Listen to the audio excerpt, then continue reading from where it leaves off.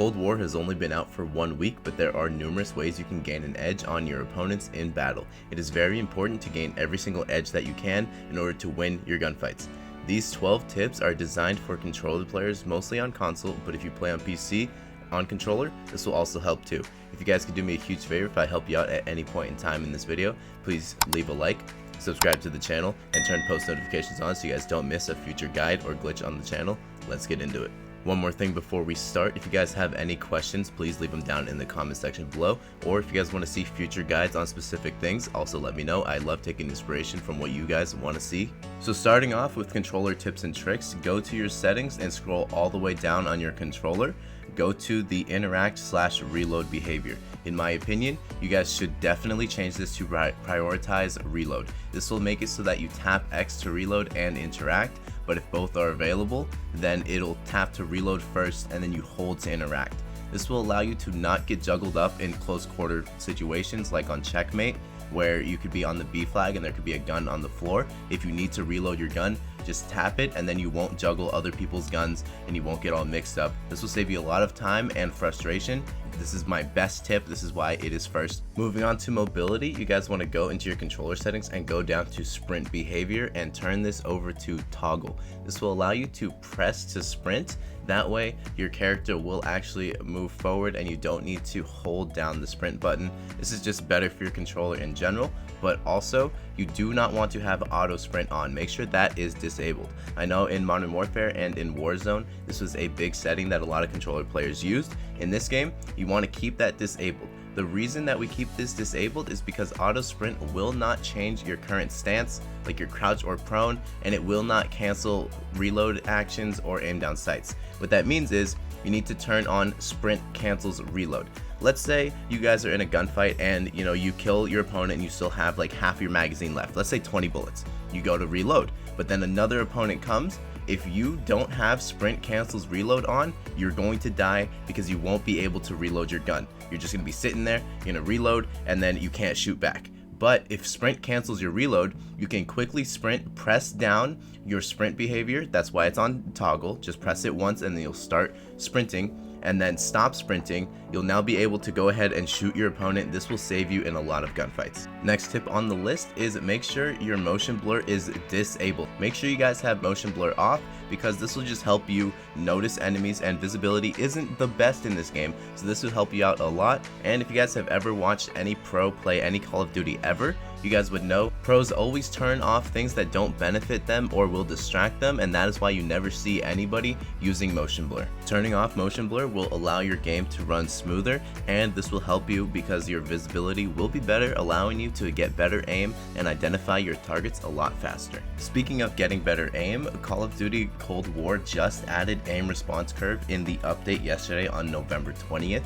This is a must. This helped the aim assist for me 100%. This game felt a little bit clunky aiming at opponents, but now since they added the aim response curves, this helped me out a ton. I highly recommend you guys go ahead and switch to dynamic. This will map your aiming for fine aim rate control. What that means is you'll get faster initial responses, so if you need that quick flick onto your opponent, you'll be able to get that very easily, and then it smoothens out with higher stick deflection. So you'll be able to aim at your opponents a lot easier, and for me, this helped me a ton with just my quick movements, my quick flicks onto enemies that were just to the side of my aim. In this Call of Duty, we finally got a field of view slider, which is an absolute must. This will help you out a ton, especially with your visibility and seeing your opponents. This will also change how the game kind of looks to you and flows. You'll see that the higher FOV you have, the faster your character kind of moves because of just the different field of view. But I would recommend you guys mess around with this, and this one is more personal preference. However, I found field of view with 110 seems to be the best sweet spot, especially on console. Again, if you guys enjoy 120, go for it. This one's more personal preference, but make sure you guys go ahead and change it. The default is not good enough. Okay, now let's figure out another way we can get an advantage on our opponents. Here's a real great one you guys can switch right now, and it's very easy. Go to ally health bars and make sure they are hidden. You do not need to see your team's health. It doesn't matter. You don't need that information. Make sure you have that hidden so that 1, it lowers your visibility, and 2, it lowers your distractions. You don't need to see it. I don't care what my teammate's health is. I care about mine and the opponent I'm shooting. So make sure your enemy's health bar is 100% shown. That way you know how much damage you still need to do to your opponent. Another bonus on this, player names only have on icon. You don't need to see your team's names. Again, you want to minimize the amount of distractions you guys will see. However, for your enemies, because their health bar is on and your teammates isn't, they're gonna glow red. They'll have a red health bar above them and a red dot above them. Now keep in mind, in hardcore at the moment, this is glitched and you will need to have player names on full name. That way you can see in hardcore your teammates' names and your opponent's names. But in the core, you guys want to have icon only because you're just going to want to be shooting at that red health bar. In Cold War, movement is everything. If you are more agile than your opponent, you will win your gunfight. What that means is you are going to be sliding a lot.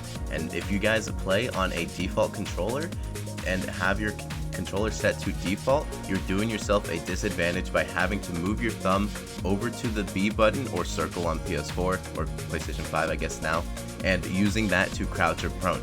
Instead, go to your button layout and switch this to tactical.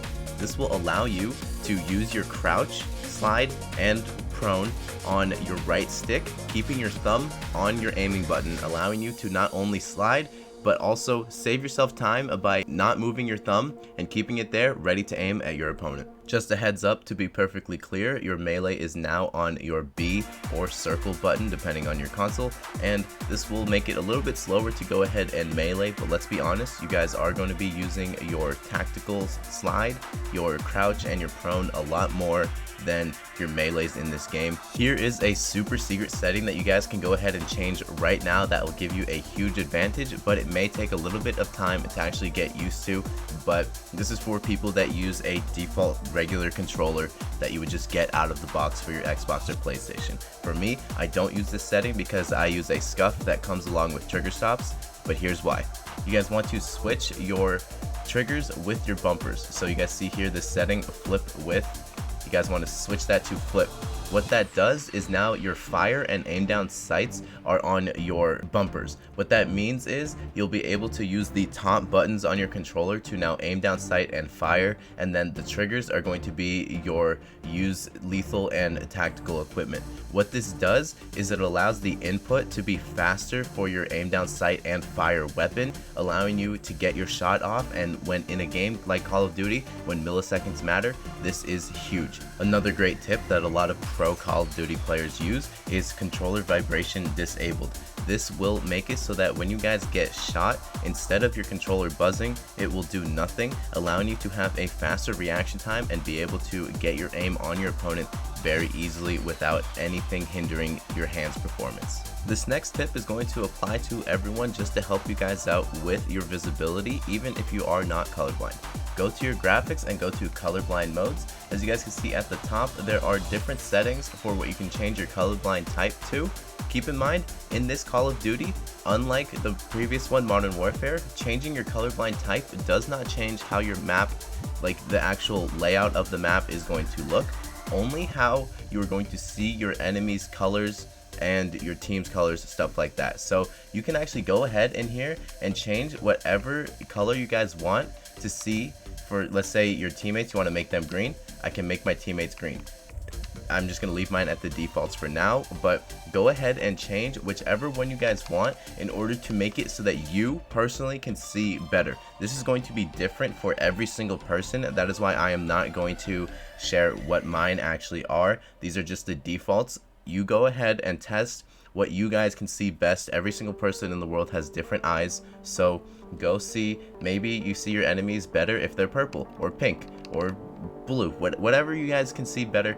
Go ahead and change that. So go into a custom games with bots or with a friend and try out the different color types, but also the different settings you guys could go ahead and use. Moving on to audio, you guys want to make sure if you are using a headset, you go ahead and switch to one of the boosts. I highly recommend you use super bass boost.